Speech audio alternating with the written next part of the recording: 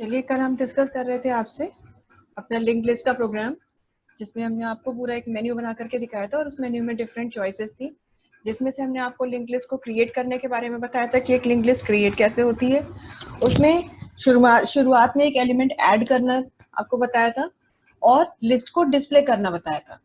अब नेक्स्ट हम बात करते हैं कि किसी भी एक एलिमेंट के बाद, मतलब हमारी चॉइस के एलिमेंट के बाद, कि एलिमेंट नहीं एक्चुअली हमारी चॉइस के पोजीशन के बाद, कि कौन सी पोजीशन के बाद हम एक नया एलिमेंट ऐड करना चाहते हैं। तो अगर आप लिस्ट में चाहते हैं कि एक नोड्स की लिस्ट है पूरी बनी हुई और आप चाहते हैं कि इस पोजीशन के नोड के बाद अब एक नया एलिमेंट ऐड हो जाए, तो अपनी प्रेफर्ड चॉइस के नोड के काउंट के बाद आप एक नया एलिमेंट ऐड कर सकते हैं। तो उसके लिए भी यहाँ पर एक चॉइस दी है, चॉइस नंबर 3 दी है, ऐड आफ्टर। और ऐड आफ्टर हमारा केस 3 में जाएगा। जब हम नीचे जाएंगे केस 3 अपना देखेंगे, तो केस 3 में देखिए हमारा यहाँ पे सबसे पहले जैसे केस 3 जाएगा तो मैसेज प्रिंट होगा एंटर एलिमेंट, यानी आप कौन सी वैल्यू ऐड करना चाहते हैं। वो वैल्यू किस में चली जाएगी, एम के अंदर स्टोर होगी। और उसके बाद पूछेंगे एंटर पोजिशन। पोजिशन मतलब आप किस पोजिशन के एलिमेंट के बाद ऐड करना चाहते हैं, यानी जो नोड ऑलरेडी आप क्रिएट कर चुके हैं उसमें आपको पता है कि सपोज आपने एक 10 नोड्स की लिस्ट क्रिएट कर रखी है, तो आपको 6th नोड के बाद यानी 6th पोजीशन के बाद करना है, या 3rd पोजीशन के बाद करना है, या 8th पोजीशन के बाद करना है, तो दैट डिपेंड्स। तो वो पोजीशन आप मांगेंगे। पोजीशन जो है वो पीओएस नाम के हमारे वेरिएबल में चली जाएगी। और उसके बाद जैसे ही हम ये दोनों वैल्यूज एक्सेप्ट करेंगे, एलिमेंट और पोजीशन, तुरंत हम फंक्शन को कॉल करेंगे। फंक्शन का नाम लिखा हुआ है यहाँ पे ऐड आफ्टर। और ये फंक्शन कुछ इस तरह से बनाया है जिसके अंदर हमारा डेटा यानी वैल्यू क्या स्टोर होनी है वो भी जाए और पीओएस यानी हमारा पोजीशन भी चला जाए। तो जैसे ही ये लाइन मिलेगी कंपाइलर को, ये तुरंत इस फंक्शन को ढूंढेगा और फंक्शन को ढूंढने पर ये फंक्शन इसे कहाँ मिलेगा, ये फंक्शन इसको यहाँ पर मिल जाएगा। ये वॉइड एड आफ्टर हमारा फंक्शन पूरा का पूरा ये कोड है हमारा फंक्शन की डेफिनेशन, जिसमें सबसे पहले फंक्शन को डिफाइन किया गया, फंक्शन का नाम और उसके एक्चुअल आर्ग्यूमेंट फॉर्मल आर्ग्यूमेंट्स यहाँ पे दिए हुए हैं। तो यहाँ पर जो m की वैल्यू थी कॉपी होकर के डाटा में आ गई और पीओएस यहाँ भी लिया हुआ है। आप डिफरेंट भी ले सकते हैं, ऐसा नहीं है जरूरी कि आप सेम लें। आपको पहले ही बताया कि एक्चुअल और फॉर्मल आर्ग्यूमेंट सेम भी हो सकते हैं। अगर सेम होते हैं तो भी देखने में भले ही वो सेम लग रहे हैं, वो मेमोरी के लिए डिफरेंट एलिमेंट्स होते हैं, और अगर डिफरेंट है तब तो कोई बात ही नहीं है। तो यहाँ पर पीओएस की वैल्यू कॉपी तब भी यहीं पर होगी। उसके बाद हमने अपने स्ट्रक्चर नोड के लिए दो पॉइंटर वेरिएबल डिक्लेयर किए, एक इंटीजर ले लिया और क्यू जो हमारा पॉइंटर पहले से बना हुआ हमने बना के रखा हुआ है इसमें डाल दी स्टार्ट की वैल्यू। यानी ये पॉइंटर क्या करेगा, ये स्टार्ट यानी हमारी हेड नोड को पॉइंट कर रहा होगा। और हमने लूप चलाया अंदर 0 से लेके पोजीशन -1 तक, यानी अगर हमने पोजीशन की वैल्यू सपोज 5 दी है तो हमारा लूप कहाँ तक चलेगा, 4 तक चलेगा। यानी हम लूप को नोड के लिस्ट के एंड तक नहीं लेके जा रहे हैं, सिर्फ वहां तक जा रहे हैं जहां तक पोजीशन -1 होगा, क्योंकि हमें वहीं पर इंसर्शन करना है इसके लिए। तो सबसे पहले लूप चलाया और क्यू पॉइंटर के अंदर पहले तो स्टार्ट किया था, लेकिन लूप में आकर के क्या करा कि क्यू के अंदर क्यू का लिंक डाल दिया, यानी ताकि वो अगले पॉइंट पे कनेक्शन स्टैब्लिश हो जाए। और सबसे पहले ये देख लिया कि यदि क्यू की वैल्यू नल है, कभी कभी ऐसा भी हो सकता है कि मान लीजिए आपकी नोड बनी हो 5 एलिमेंट्स की और आपने पोजीशन दे दी सपोज 8, तो जाहिर सी बात है कि आपके पास उतने नोड्स ही नहीं है, तो आप कैसे डिलीशन कर सकते हो, कैसे इंसर्शन कर सकते हो उस पोजीशन के बाद। तो इसीलिए ये चेक किया कि यदि क्यू नल को रिप्रेजेंट कर रहा है तो पहले ही सिंपल सा एक मैसेज प्रिंट कर दो कि देयर आर लेस देन इतने एलिमेंट्स, मतलब जो पोजीशन आपने दी है उससे कम एलिमेंट्स है, ठीक है, और आप प्रोग्राम के बाहर आ जाओ। रिटर्न स्टेटमेंट देकर के ऐसा काम कर दिया। तो ये तो तब होगा जब यहाँ पर आपका पोजीशन आपने जो डाली है वो आपके टोटल नंबर ऑफ नोड से ज्यादा आप डाल दें बाय मिस्टेक या इंटेंशनली चेक करने के लिए।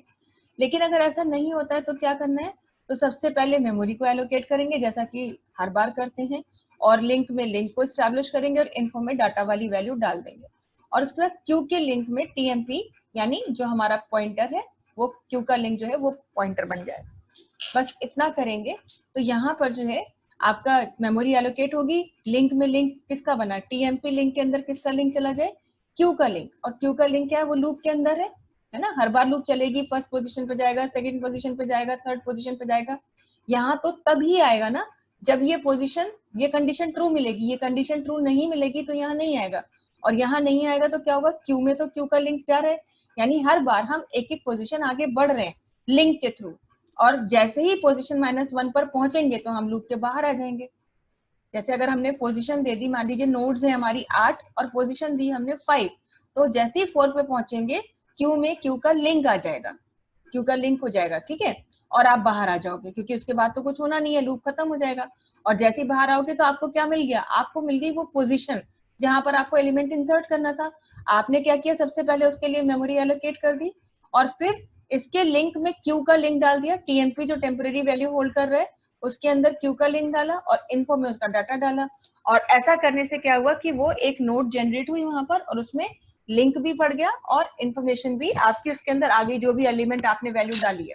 और फिर उसके बाद क्यू लिंक के अंदर टीएमपी की वैल्यू आ गई, यानी फिर लिंक जो है वो आपका नेक्स्ट वाली नोड के लिए जनरेट हो गया। बस इतना करके आपका जो है एलिमेंट ऐड हो जाएगा। अब इस चीज को हम पहले अपने प्रोग्राम को रन करा के देख लेते हैं, एक बार सेव कर रहे हैं। कुछ नोट्स पहले तो हमें बनानी पड़ेंगी ऑब्वियसली, मतलब पहली चॉइस तो हमारी रहेगी फर्स्ट टाइम, क्योंकि हमें लिस्ट क्रिएट करनी है।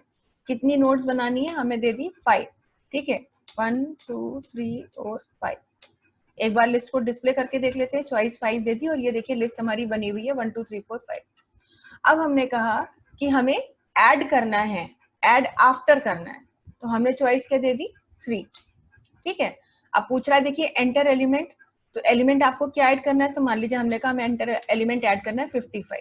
फिर वो पूछेगा एंटर पोजीशन, यानी किस पोजीशन पर ऐड करना है, तो हमने कहा पोजीशन हमको थर्ड पोजीशन के बाद ऐड करना है। यानी एक्चुअली देखा जाए तो जो पोजीशन 3, यानी जहाँ पे 3 ही हमारी नोड की वैल्यू भी है, जो डाटा है वो भी 3 है, उसके बाद ऐड।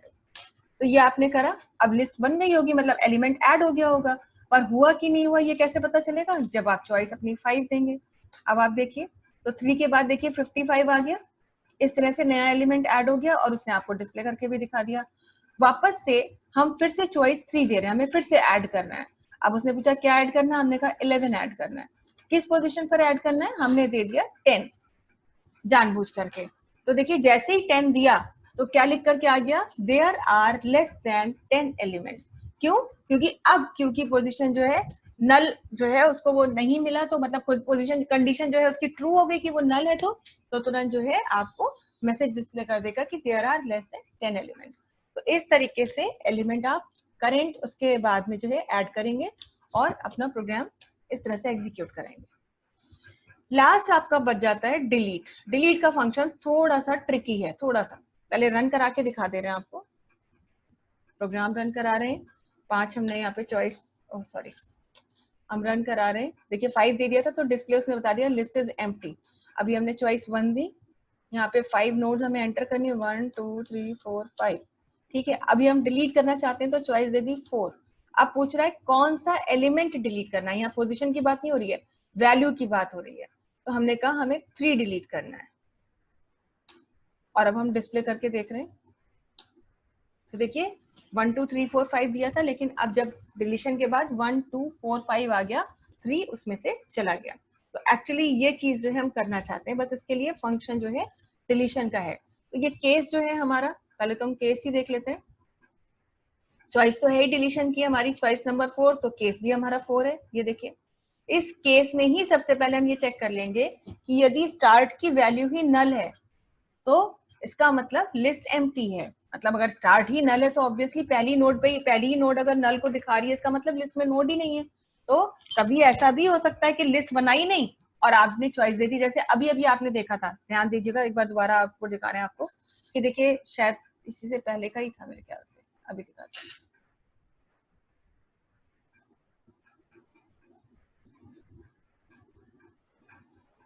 नहीं इससे पहले का नहीं था, अच्छा। तो उसमें ये था कि लिख करके आ गया था कि लिस्ट इज एम्प्टी, है ना। तो वो तभी होगा जब स्टार्ट नल को, स्टार्ट की वैल्यू नल के बराबर होगी, तो दे देगा कि लिस्ट इज एम्प्टी। और अगर लिस्ट एम्प्टी नहीं है तो ही डिलीशन का प्रोसेस शुरू हो। तो उसके लिए क्या है कि यहाँ पर इतना करके तो हमने कंटिन्यू कर दिया। कंटिन्यू से क्या हुआ कि आप करेंट लूप से बाहर आ जाएंगे, और नहीं तो क्या हो, नहीं तो एंटर एलिमेंट फॉर डिलीशन, यानी आप कौन सा एलिमेंट डिलीट करना चाहते हैं और वो वैल्यू एम में आएगी। जैसे मैंने 3 दिया था तो यहाँ पर एम में 3 आ गया और तुरंत फंक्शन कॉल हुआ डेल और एम की वैल्यू पास हुई एज एन एक्चुअल आर्ग्यूमेंट। जैसे ही ये फंक्शन मिला, कॉलिंग हुई, कॉलिंग के टाइम पर सीधे पहुंचे हम del फंक्शन पर, और ये हमारा del फंक्शन का कोड है पूरा। ये del फंक्शन है, m की वैल्यू कॉपी होकर के डाटा में आई। शुरू की चीज तो देखिए वैसे ही बताइए कि आपको कुछ पॉइंटर्स बनाने ही पड़ते हैं, है ना, तो वो आपने ले लिए। फिर अब सबसे पहले हमने ये देखा कि अगर स्टार्ट का इन्फो डाटा के बराबर, यानी पहली नोड की जो वैल्यू है वही डाटा की वैल्यू है, तो क्या करो, टीएमपी में स्टार्ट की वैल्यू डालो, स्टार्ट में स्टार्ट का लिंक डालो और टीएमपी की मेमोरी को रिलीज कर दीजिए फ्री। ये देखिए, ये डायनेमिक मेमोरी एलोकेशन की बात आ रही है। अभी तक आप malloc फंक्शन यूज कर रहे थे और आपने देखा था कि एग्जीक्यूशन के दौरान यदि आपको एक्स्ट्रा मेमोरी चाहिए थी तो आपने क्या किया, malloc फंक्शन से मेमोरी को एलोकेट किया। लेकिन जब आप डिलीट करते हैं तो मेमोरी आपके पास एक्स्ट्रा हो जाती है, जो मेमोरी आप यूज कर रहे थे अब आपको उसकी रिक्वायरमेंट नहीं है। तो हमने आपको बताया था कि जो अनयूज मेमोरी होती है उसे डी एलोकेट करने के लिए, है ना, रिमूव करने के लिए हम फ्री फंक्शन का यूज करते हैं। तो इसके लिए हमने क्या किया कि यहाँ पर फ्री फंक्शन यूज किया है। तो ये कब होगा, ये तब होगा जब पहली ही हेड में, मतलब हमारी हेड जो नोड होगी उसकी वैल्यू ही अगर होगी, मतलब ये पहली नोड के लिए चेक हो रहा है कि अगर पहली नोड मान लीजिए है और हम वही डिलीट करना चाहते हैं तो इस तरह से डिलीट हो जाए,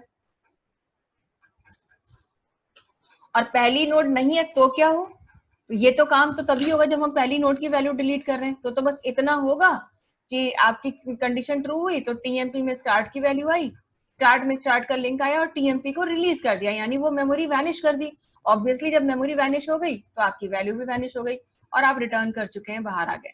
लेकिन ये सिर्फ तभी होगा जब पहली नोड होगी डिलीट करने के लिए, नहीं तो क्या होगा, नहीं तो फिर हमारा ये कोड रन होगा। अब यहाँ सबसे पहले क्यू में हमने स्टार्ट की वैल्यू डाली, क्यू हमने एक पॉइंटर बनाया, उसको पॉइंट किया स्टार्ट के लिए यानी पहली नोड के लिए। अब हम ये काम एक लूप चलाएंगे, सबसे पहले उसके अंदर करेंगे कि तब तक ये लूप चले जब तक कि क्यू के लिंक का लिंक, क्यू के लिंक का लिंक, यानी क्यू का लिंक जिसे रिप्रेजेंट कर रहा है उसका लिंक नल तक ना पहुंचे। तो एक्चुअली ये हम लास्ट नोड के लिए कर रहे हैं, लेकिन क्योंकि डी रेफरेंसिंग कर रहे हैं तो इसलिए यहाँ पर इसको दो बार ये वाला हमें यहाँ पे सिंबल यूज करना पड़ रहा है। तब तक ना लूप खत्म हो, तब तक ये प्रोसेस ना खत्म हो जब तक कि हम नल तक ना पहुंचे। और अंदर हमने कहा कि क्या हो, अंदर हमने ये कहा कि यदि क्यू के लिंक का इन्फो डाटा के बराबर है, माने जिस भी करंट नोड को पॉइंट कर रहा है यदि उसका इन्फो जो है वो डाटा के बराबर हो, मतलब जो डाटा में वैल्यू आई थी जैसे हमने 3 दे दिया था वो बराबर हो, यानी ये हर नोड को चेक कर रहा है, करंट नोड मतलब हर नोड पे जिस नोड पर है उसी में चेक कर रहा है कि अंदर जैसे ही डाटा की वैल्यू पहुंचे, मतलब जिसको क्यू का लिंक है बना हुआ है उसका इन्फो और डाटा की वैल्यू यदि बराबर हो जाए तो टीएमपी में क्यू का लिंक चला जाए, क्यू के लिंक में टीएमपी का लिंक आ जाए और टीएमपी को रिलीज कर दीजिए और रिटर्न करके बाहर आ जाइए। पर ये अंदर की मतलब बीच की सभी नोड्स के लिए है, और बीच की नोड्स सारी चेक होंगी और क्यू में क्यू का लिंक आ जाएगा। ये तब है जब आप लास्ट नोड तक पहुंच रहे हैं, और ये काम हम कर रहे हैं बिल्कुल आखिरी नोड के लिए कि यदि क्यू के लिंक की इन्फो डाटा के बराबर हो तो टीएमपी में क्यू का लिंक आए, टीएमपी को रिलीज कर दीजिए और क्यू के लिंक को बना दीजिए नल, यानी जो लास्ट नोड थी उस वो टीएमपी उसको रिप्रेजेंट करे। तो इसका मतलब टीएमपी जो है अब आपका वो हो गया, रिलीज कर दीजिए तो मतलब वो वैनिश हो गया, और क्यू के लिंक को नल दिखा दीजिए। क्यू के लिंक की वैल्यू पहले ही आ चुकी है टीएमपी के अंदर और वो नल को रिप्रेजेंट करेगा, यानी उसका जो कनेक्शन है, यानी वो जो नोड है अब वो अंतिम नोड बन जाएगा, और इस तरह से रिटर्न करेंगे। और अगर आपको एलिमेंट मिलता ही नहीं है ना, तो प्रिंट कर दीजिए कि ये एलिमेंट नहीं मिला। जैसे मान लीजिए कि हमने वैल्यू कोई ऐसी डाल दी अपने नोड में जो कि वैल्यू हमारी किसी नोड की वैल्यू से मैच ही नहीं कर रही है, तो उस केस में मैसेज प्रिंट हो जाएगा एलिमेंट नॉट फाउंड। और ये सारे फंक्शंस हैं जिनके थ्रू आप जो है अपना ये लिंक्ड लिस्ट का प्रोग्राम बनाएंगे। क्वेश्चन एग्जाम में कोई भी आए, जैसे कि मान लीजिए सिर्फ अगर आ जाता है, वैसे तो रेयर आता है लेकिन फिर भी आ सकता है कि एक लिंक्ड लिस्ट को क्रिएट करने का प्रोग्राम दिखाएं, तो आपको क्रिएट लिस्ट का ऑप्शन बना देना है, मतलब एक चॉइस ये डालनी है और एक चॉइस पे डिस्प्ले डालनी है बस, और यही दोनों फंक्शन करने हैं, यही दोनों फंक्शन बना के दिखा देने हैं। तो जिस तरीके की चॉइस दी जाए, और अगर उन्होंने कहा मान लीजिए कि लास्ट में एक एलिमेंट ऐड करने का प्रोग्राम बताएं लिंक लिस्ट में, तो फिर आप ये दोनों और डिस्प्ले दोनों चीजें दीजिएगा। ठीक है, क्विट का तो ऑब्वियसली चॉइस रखना ही होगा क्योंकि आप एग्जिट करने के लिए। तो मतलब ये पूरा प्रोग्राम हमने आपको एक बार में बना के दिखा दिया, पूरा कभी भी नहीं आता, सारी चीजें नहीं आएंगी बिल्कुल ही, मतलब किस्मत ही खराब हो तो आएंगी कि सारी चीजें बनाइए, वैसे नहीं आता, इतना बड़ा प्रोग्राम नहीं आएगा। ज्यादा से ज्यादा वो आपको एक या दो दे देंगे कि लिस्ट को क्रिएट करना या एलिमेंट को ऐड करना, ये सब चीजें देंगे। तो आपको ये पूरा का पूरा प्रोग्राम एक बार में बता दिया गया, इसी में से आप सेक्शंस अपने बना लीजिएगा और अपने प्रोग्राम को रन करा के देखिएगा, पूरा प्रोग्राम भी बना करके देखिएगा। आराम से समय लेकर के इसे समझिए, बहुत दिमाग लगा के फुल कंसंट्रेशन के साथ एक एक फंक्शन को समझिएगा, सारी चीजें आपको समझ में आ जाएंगी। हमने पहले भी बोला है, पूरे प्रोग्राम को देखिएगा, जिस जिस लाइन में आपको समस्या हो आप हमें बताइएगा, वो सारे डाउट्स हम आपको क्लैरिफाई कर देंगे। लेकिन कम से कम उसके पहले 5 बार आपको ये प्रोग्राम देखना है, खुद समझना है, क्योंकि जब तक आप नहीं समझेंगे हमारे 10 बार समझाने से कोई फायदा नहीं होगा। तो समझ लीजिए, बस इसके साथ प्रोग्रामिंग जो हमें आपको बतानी थी, जो टॉपिक्स थे, वो सब खत्म हो चुके हैं।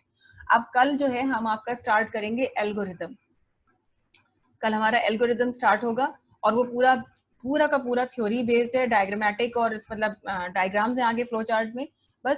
तो प्रोग्रामिंग पूरी खत्म हो चुकी है। इसके बाद कल एल्गोरिदम, तो कल है हमारा थर्सडे और फ्राइडे, 2 दिन हम एल्गोरिदम को देंगे, एक दिन हम आपका देंगे फ्लो चार्ट को सैटरडे को, और जो मंडे आएगा उस दिन के लिए हम आपको होमवर्क देंगे और वो होमवर्क यहीं क्लास में डिस्कस होगा। ठीक है, तो ये चीजें आपको करनी है, ये प्रोग्राम आपको बना करके देखना है। किसी तरीके की प्रॉब्लम हो तो बताएं और अपने डाउट्स को क्लैरिफाई करें।